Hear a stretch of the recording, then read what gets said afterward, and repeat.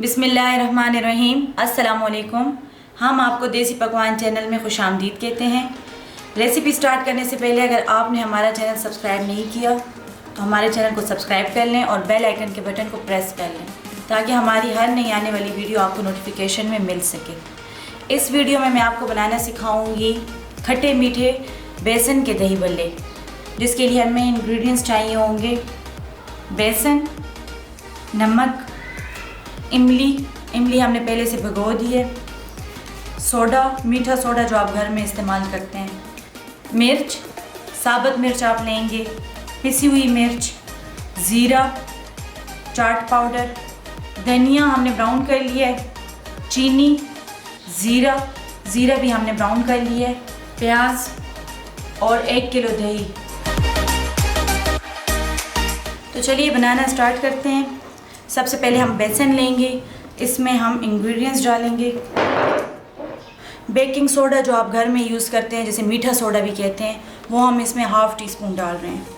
नमक इसमें ½ टीस्पून में ले रही हूँ, ज़ीरा ½ टीस्पून, लाल मिर्च ½ टीस्पून। इसको अच्छी तरीके से मिक्स कर लेना है। अब हम बेसन को गूंद लेंगे।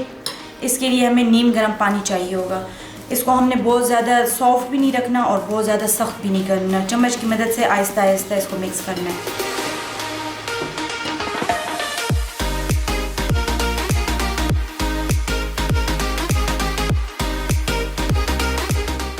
बेसन हमने फेंट लिए, इसको हमने अच्छी तरह से फेंटना है कि इसकी गुठलियाँ सारी ख़त्म हो जाएं।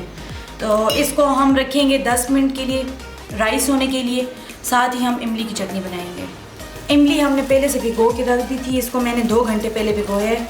अब हम इसको एक पतीले में निकाल लेंगे।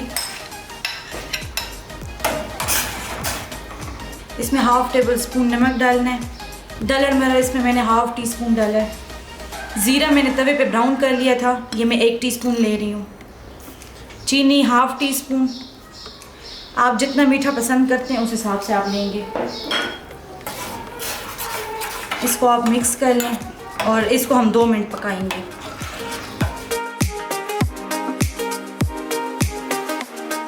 दो मिनट हो गए हैं और इमली इसमें पक गई है।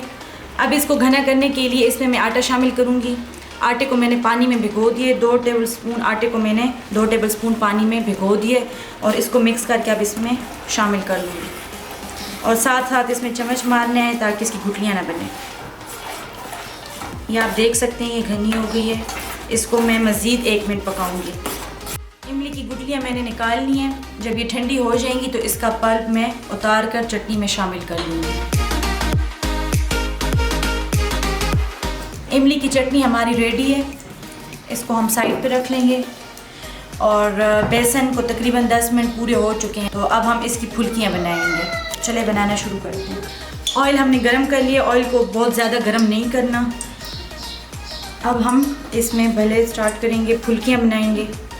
आप इसको चम्मच की मदद से भी बना सकते हैं और हाथ से भी। मैं तो हाथ से ही बनाती हूँ।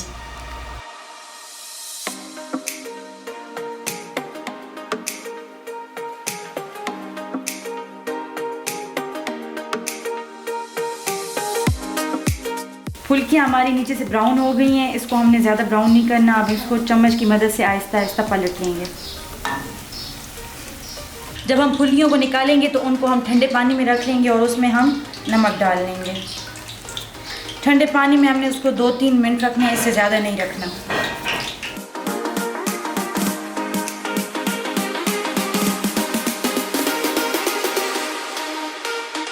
तीन मिनट हो गए। अब हम इसको पानी से निकाल लेंगे।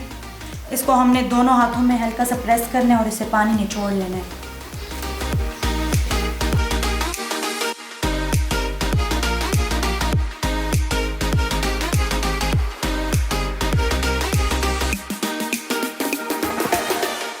ये देखिए हमारी फुल्की कितनी सॉफ्ट बनी है।